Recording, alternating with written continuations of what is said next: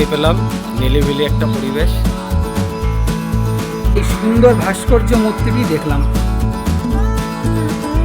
আজকে আমি যাব শ্রী শ্রী রাধা মাধব মন্দির, যেটি নদিয়া জেলায় অবস্থিত। এই মন্দিরটি এখনও সেইভাবে প্রচারের আলো পায়নি, একটু নতুন মন্দির, কিন্তু আস্তে আস্তে এই মন্দিরের নাম ছড়িয়ে পড়ছে। তো আশা করি ভবিষ্যতে আরও নাম হবে। সেইখানে আজকে আমি আপনাদেরকে ঘুরে দেখাবো। ইনফ্যাক্ট এই মন্দিরের কথা আমি কাল পর্যন্ত জানতাম না। কালকে রাতে আমি এই মন্দিরের কথা জেনেছি। কীভাবে সেখানে যাবেন, কীভাবে ঘুরবেন, কোন রুটে কোন বাস কোন ট্রেন ধরবেন, সমস্ত কিছু তথ্য আমি আপনাদেরকে এই ভিডিওর মাধ্যমে স্কিপ না করে একদম পুরো ভিডিওটা একটু ধৈর্য সহকারে দেখুন। তো এখন টোটোতে চেপে পড়েছি, স্টেশনের উদ্দেশ্যে যাচ্ছি। স্টেশনে গিয়ে টিকিট আমি আগেই মোবাইলে কেটে রেখেছি, কোনো সমস্যা নেই। স্টেশনে গিয়ে একবারে তোমাদের সঙ্গে দেখা হবে। আর আজকে আমার সঙ্গে রয়েছে আজকে আমার সঙ্গে রয়েছে সঞ্জিতা আর আমি দুজনে আজকে এক্সপ্লোর করবো। মে মাসের এক গরম তপ্ত বিকালে আমরা বেরিয়ে পড়লাম রাধা মাধব মন্দিরের উদ্দেশ্যে। পথে সঞ্জিত দুটো জিরা কোল্ড ড্রিঙ্কস কিনলো স্টেশন থেকে। সেটা খেয়ে আমরা একটু তৃষ্ণা মিটিয়ে নিলাম। তারপর আমরা স্টেশন থেকে একটু এগিয়ে একটা ছায়া এসে দাঁড়ালাম। যথাসময়ে শিয়ালদা গেদে লোকাল এলো এবং শিয়ালদা গেদে লোকাল ধরে আমরা আড়ংঘাটা স্টেশন থেকে ময়ূরহাট স্টেশনের দিকে রওনা দিলাম। আমাদের আজকের গন্তব্য শ্রী রাধা মাধব মন্দিরে যেতে গেলে শিয়ালদা থেকে শুধুমাত্র গেদে লোকাল ধরে ময়ূরহাট স্টেশনে নামতে হবে।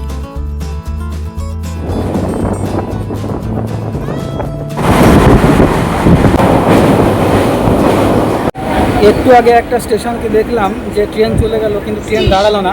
ওটা হচ্ছে শান্তিনগর স্টেশন। ওখানে সব ট্রেন অ্যাকচুয়ালি দাঁড়ায় না। তো এখন আমরা পার করে এসেছি ভায়না স্টেশন, ভায়না হল্ট অ্যাকচুয়ালি।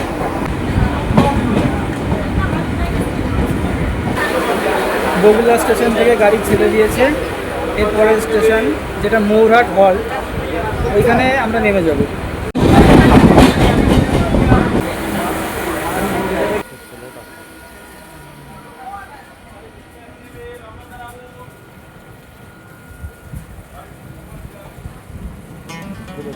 গেদে লোকাল আমাদেরকে ময়ূরহাট স্টেশনে নামিয়ে দিয়ে তার গন্তব্য গেদে স্টেশনের দিকে চলে গেল। গেদে একদমই সীমান্তবর্তী স্টেশন এবং ভারতের দিকের সবথেকে শেষ স্টেশন। আপ লাইনে গাড়ি চলে যাওয়ার পরে সঙ্গে সঙ্গে দেখি ডাউন লাইনেও আরেকটা গাড়ি চলে এসেছে। এখান থেকে আমরা টোটো ধরে আমাদের গন্তব্যস্থলে চলে যাব। সঙ্গে থাকুন, টোটোটা দেখা যাবে। ডাউন লাইন দিয়ে গেদে শিয়ালদা লোকাল শিয়ালদা দিকে চলে গেল। আমরা স্টেশন থেকে বাইরে বেরিয়ে বাঁদিকে গেট পার হয়ে ওখান থেকে একটা টোটোর সঙ্গে কথা বলে তার সঙ্গে দরদাম করে এগিয়ে চললাম। স্টেশন থেকে মন্দির পর্যন্ত 15 টাকা ভাড়া। প্রচণ্ড গরমের মধ্যে যেতে যেতে টোটো কাকুকে থামিয়ে আমরা আইসক্রিম দেখতে পেয়ে আইসক্রিম কিনলাম এবং সেই আইসক্রিম আমরা তিনজন, আমি, সঞ্জিত এবং টোটো কাকু, তিনজনেই সেই আইসক্রিমের রস আস্বাদন করলাম। প্রচণ্ড গরমে আইসক্রিম খেতে ভালোই লাগছিল। পথে যেতে যেতে আইসক্রিম দেখলাম, তাই আইসক্রিমের লোভ সামলাতে পারলাম না। আমরা তিনজনই আইসক্রিম নিয়ে নিয়েছি। এই যে কাকু খাচ্ছে, আমি আর সঞ্জিত সকলে একটা একটা করে আইসক্রিম নিয়ে নিয়েছি। তোমরা সকলে আইসক্রিম খাও, প্রচণ্ড গরম। চারিদিকে দিগন্ত বিস্তৃত পাট ক্ষেতের বুক চিরে আমরা এগিয়ে চললাম। অল্প কিছুক্ষণের মধ্যেই আমরা মন্দির চত্বরে চলে এলাম এবং কাকুকে বললাম অপেক্ষা করতে। শ্রী শ্রী রাধা মাধব মন্দির, ঘোষনগর তপবন আশ্রম, গ্রাম ঘোষনগর, ডাকঘর ময়ূরহাট। আমরা যে স্টেশনে নেমেছিলাম সেটার নামও ময়ূরহাট ছিল। থানা হাঁসখালি, জেলা নদিয়া, পিন নাম্বার এত এত এত। দেখতেই পাচ্ছেন একদম গেটের সামনে লিখে দিয়েছে সকল প্রকার যানবাহন গেটের বাইরে রেখে মন্দিরে প্রবেশ করুন। মন্দিরে প্রবেশের সময় সকাল 7টা থেকে 11টা, বিকাল 4টা থেকে 7টা। বিশেষ দ্রষ্টব্য, গাছে হাত দেবেন না। অর্থাৎ মন্দির কর্তৃপক্ষ মন্দিরের সামনেই কিন্তু একটা সতর্কবাণী বা সতর্কবার্তা লিখে দিয়েছে। তো এখানকার গাছে হাত দেওয়া যাবে না। আর উচিত নয় কোনো গাছে হাত দেওয়া, কোনো ফুল পাতা ছেঁড়া, এগুলো তো ঠিকও নয়, তাই না?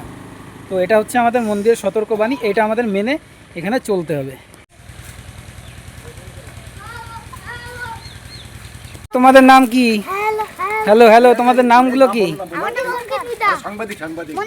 আচ্ছা, তোমরা এখানে এসেছিলে? তারপর মন্দিরের চারপাশে অনেকটা জায়গা রয়েছে এবং আমরা মন্দিরের ঠিক গেট দিয়ে ঢুকে সোজাসুজি একটা কংক্রিটের রাস্তা রয়েছে, সেই রাস্তা ধরে এগিয়ে চললাম। ফাইনালি চলে এসেছি আমি আমাদের সেই আজকের গন্তব্য রাধা মাধব মন্দির, শ্রী শ্রী রাধা মাধব মন্দির। তো আমার পিছনে দেখতে পাচ্ছেন মন্দির দেখা যাচ্ছে, আর এইখানে মন্দিরে ঢোকার মুখে একটা দোকান আছে, একটা সুন্দর দোকান আছে, আর একটা কাকিমা বসে আছেন। তো দেখি এই দোকান থেকে আমরা কিছু কেনা যায় নাকি। ছোট্ট বন্ধুকে আমি পেয়ে গেছি, যারা খুব সুন্দর কিউট দুটো বাচ্চা। তো ওরাও কিছু বলতে চায়, আপনারা সবাই শুনুন, বলো। আমার মন্দিরে এখানে ঘুরতে এসেছি, আমরা ঘুরতে এসেছি। আমি একটু আগে জল খেতে এসেছিলাম। আচ্ছা, তোমাদের দুজনের নাম বলো। আমার নাম অঙ্কিত মিদা। আমার নাম মন্দির সরকার। আচ্ছা আচ্ছা, খুব ভালো, ঘুরতে থাকো তোমরা, তাহলে আবার তোমাদের সঙ্গে একটু পরে আবার কথা হবে। হ্যাঁ, আমি দেখেছি দুটো বাচ্চাকে পেয়েছি আজকে, ওরাই আমার গাইড হয়ে গেছে, আমার কিছুই খুঁজে নিতে হচ্ছে না, ওরাই আমাকে সব কিছু দেখিয়ে দিচ্ছে।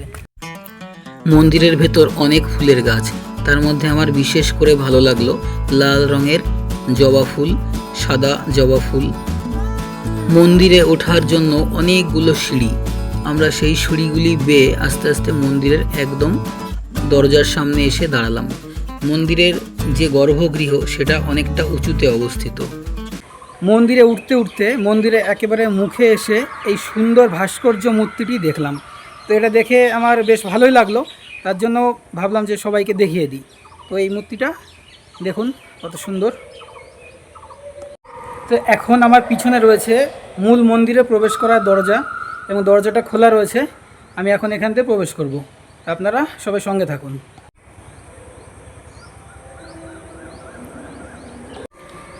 এখানে লেখা রয়েছে, দেওয়ালে ও পিলারে কেউ হাত দেবেন না, সর্বদা স্বচ্ছতা বজায় রাখুন। অবশ্যই প্রত্যেকটা ক্ষেত্রে আমাদের এই মন্দির কর্তৃপক্ষের গাইডলাইন্স অবশ্যই মেনে চলতে হবে।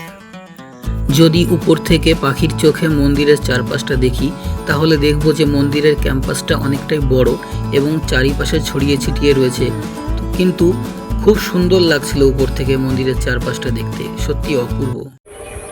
আমার পিছনে রাজহাঁসের ডাকার আওয়াজ পাচ্ছি অনেকক্ষণ ধরে। তো একটু ভালো করে লক্ষ্য করে দেখলাম যে অনেকগুলো রাজহাঁস ওখানে রয়েছে। তো ওই রাজহাঁসের বাচ্চা হোক বা বড় রাজহাঁস হোক, রাজহাঁসগুলিকে একটু পরে আমি দেখতে যাব। তো ওই যে দুটো ছোট ছোট বাচ্চা রয়েছে না, তো ওরাই বললো যে রাজহাঁসের কাছে আমাকে নাকি নিয়ে যাবে।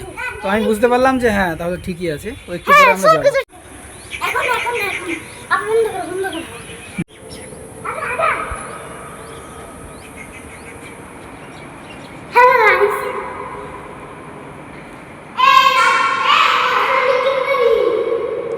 একদম ফাঁকা হলঘর। আমি জানি না এখন গরমের জন্য না অন্য কোনো কারণের জন্য, কিন্তু মানুষজন একেবারেই নেই, একদম ফাঁকা। তো শুনলাম যে নাকি কয়েকদিন ধরে এরকমই চলছে, ফাঁকাই যাচ্ছে। এইখানে আমার পিছনে একটা ডেস্ক আর একটা চেয়ার রয়েছে, দেখতে পাচ্ছেন। হয়তো এখানে এমন কিছু হয় যে কোনো মানুষজন আসে, কোনো ভিজিটিং বা কোনো সই টই করানো হয়। এইখানে রাধা মাধবের মূর্তি রয়েছে, সঞ্জীব প্রণাম করলো। আর আমার কথা আমার মনে হচ্ছে ইকো হচ্ছে প্রচণ্ড। এখানে দুটো সংস্কৃত লাইন লেখা রয়েছে, দেখি আমি একটু পড়ার চেষ্টা করি। যদা যদা হি ধর্মস্য গ্লানির্ভবতি ভারত অভ্যুত্থানমধ্যস্য তদাত্মানং সৃজামহম। বাংলা করে দেওয়া আছে, যখনই ধর্মের গ্লানি এবং অধর্মের অভ্যুত্থান হয়, সেই সময়ে আমি নিজেকে সাকার রূপে প্রকট করি, দেহ ধারণ করি। এটা বাংলা অর্থ। মন্দিরের এই সুন্দর রাধা মাধবের মূর্তি দেখে কিছুক্ষণের জন্য নিজেই তন্ময় হয়ে গেলাম। শেষে মন্দিরের দেওয়ালে লেখা দেখে নিজের মনেই বলে উঠলাম, হরে কৃষ্ণ। এত সুন্দর লাগছে, পিছনে তো রাধা মাধব রয়েইছেন। আমি প্রণাম সারলাম এইমাত্র, এবং এখানে এসে কেমন যেন মনটা কি বলবো শান্ত হয়ে যাচ্ছে। এমনিতে ফাঁকা, তারপরে এরকম আধ্যাত্মিক জায়গায় আসলে এমনিতেই মন অন্যরকম হয়ে যায়, মন শান্ত হয়ে যায়। তো আমাদের এই ধরনের জায়গায় আসা খুবই দরকার। মেন কক্ষ থেকে বেরিয়ে এলাম, এখন একটু বাইরের দিকে ঘুরে দেখব কি আছে। এবার আমি আস্তে আস্তে মন্দির থেকে সিঁড়ি বেয়ে বেয়ে নামছি। এখন আর বাচ্চাগুলোকে কোথাও খুঁজে পাওয়া যাচ্ছে না।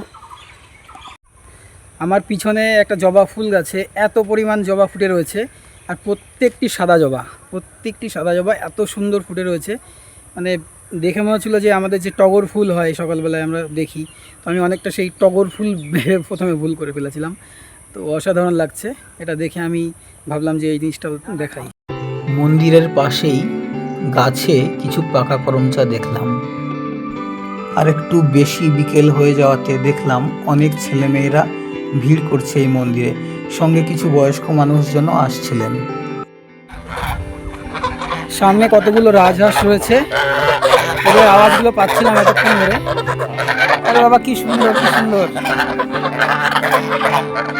একদম রাজহাঁসগুলো এত সুন্দর, মানে ওরা মুখ বাড়িয়ে দিয়েছে, কিন্তু কিছু খাবার নেই যে ওদেরকে দেবো, এটাই দুঃখের বিষয়। দেখুন কত সুন্দর রাজহাঁসগুলো, ওদেরকে দেখানোর জন্য আমি অনেকটা ঝুঁকে পড়েছি, কারণ অনেকটা নিচে রয়েছে ওরা।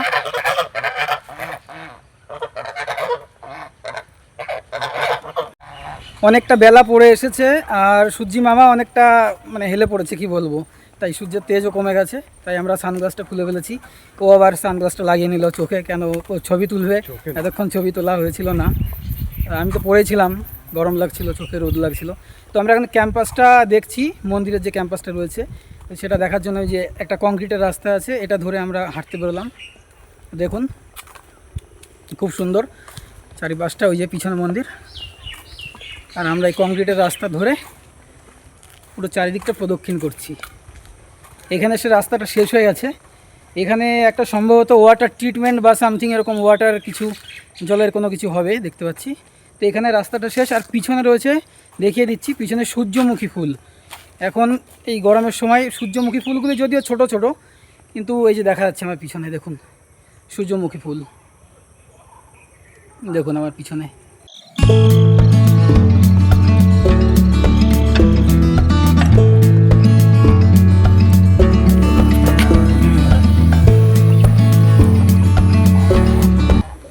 হাঁসগুলো এখন একদম সারিবদ্ধভাবে চলছে, দেখতে যে এত সুন্দর লাগছে কি বলবো। এই যে আমি দেখাচ্ছি, দেখুন দেখিয়ে দিচ্ছি, একদম সারিবদ্ধভাবে লাইন বাই লাইন ওরা চলছে। এখন এখানে এসে ওরা দাঁড়িয়ে গেছে, জট লাগাচ্ছে।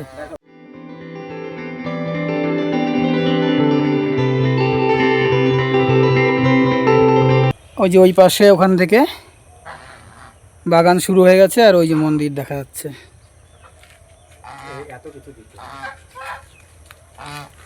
এই যে এটা সবেদা গাছ, এটা হচ্ছে সবেদা গাছ, এটা কাঁঠাল গাছ। হাঁসগুলো এখনও কিন্তু আমাদের সঙ্গ ছাড়েনি, ওরা কিন্তু এখনও লাইন দিয়ে দেখুন সুশৃঙ্খলভাবে সারিবদ্ধভাবে কিন্তু এগিয়ে চলেছে। আর এইটা মনে হচ্ছে খুব সম্ভব এটা আঙুর ফলের গাছ, আমি যতদূর জানি। তো দর্শক বন্ধুরা যারা দেখছেন তারা কমেন্টস করে জানাবেন যে এই গাছটা আঙুর কিনা। আমার তো মনে হচ্ছে এটা আঙুর ফলেরই গাছ, তো অবশ্যই আপনারা কমেন্টস করে জানাবেন। আর এখানে দেখতে পাচ্ছি কিছু আম হয়ে রয়েছে, কিন্তু কোনো গাছে হাত দেওয়া নিষেধ, তাই আমরা হাত দিতে পারছি না। আবারও কাঁঠাল, সামনে ওটা বিলিতি আমড়ার গাছ, এটা বিলিতি আমড়ার গাছ, এবং দেখতে পাচ্ছেন আরও অনেক ফল সবজি অনেক কিছুই রয়েছে। রজনীগন্ধা ফুল ওখানে আমরা দেখতে পাচ্ছি। মন্দিরের পাশে এক টুকরো জমিতে সুন্দর চাষ করা হয়েছে। একটা দাদাকে দেখছি ওখানে বসে নিংড়ানি দিচ্ছেন, এবং সামনে কয়েকটি ঘর, আর দূরে ওই যে গাছগুলোর পাশে যে টিনের ঘর, ওখানে রয়েছে গরু, সম্ভবত ওটা গোশালা এই মন্দিরের। আমার ভিডিওগুলো আপনাদের কেমন লাগছে সেটা অবশ্যই কমেন্টস করে আমাকে জানাবেন, আর অবশ্যই আমার পাশে থাকবেন, সাবস্ক্রাইব করবেন, আর লাইক কমেন্ট শেয়ার তো অবশ্যই করবেন। ছিল আজকে আমাদের রাধা মাধব মন্দির দর্শন, যতটা পারলাম ঘুরলাম এবং আপনাদের সমস্তটাই দেখানোর চেষ্টা করলাম, কিভাবে আসবেন, কোথায় নামবেন, কোন গাড়িতে আসবেন এবং কিভাবে ঘুরবেন, যতটা পেরেছি সমস্তটাই দেখিয়েছি। তাহলে সঞ্জিত বলো কেমন লাগলো এখানে এসে? দারুণ জায়গা, ঘুরেও শান্তি পেলাম, নিলিবিলি একটা পরিবেশ। আপনারাও সবাই আসবেন, ঘুরবেন, শান্তির একটা জায়গা। সবথেকে বড় কথা এখানে একটা রাধা কৃষ্ণর মূর্তি আছে, সেটা দেখলে তো মন ভরে যাচ্ছে। একদম। না এই তো যেটা বের করেছেন এইটাই। এটা কত কাকিমা? এই ক্যাম্পা 20 টাকা, তাই তো? আচ্ছা ঠিক আছে। বাড়ি যাওয়ার পথে আমাদের টোটো কাকু আমাদের একটা সুন্দর মন্দির দর্শন করালেন। এই মন্দিরটি কিন্তু একদম গ্রামের মধ্যেই অবস্থিত। এবং গ্রামের মধ্যে এত বড় সুন্দর মন্দির আমি সত্যি ভাবতে পারিনি। আমরা মন্দিরটি দর্শন করলাম এবং ভিতরে গিয়ে দেখলাম যে সেখানে বিগ্রহ রয়েছে এবং বিগ্রহগুলি দর্শন করলাম। পাশে পূজারীও ছিলেন। তো পুরোহিত মহাশয় সন্ধ্যাবেলার সন্ধ্যা আরতির জন্য তিনি ধূপকাঠি এবং ধূপ রেডি করছিলেন।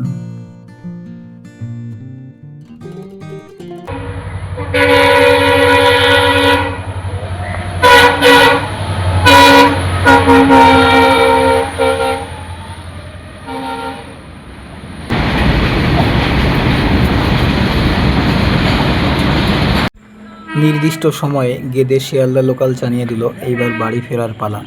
আবার এখানে আসার অনুভূতি বুকে নিয়ে ফিরে চললাম।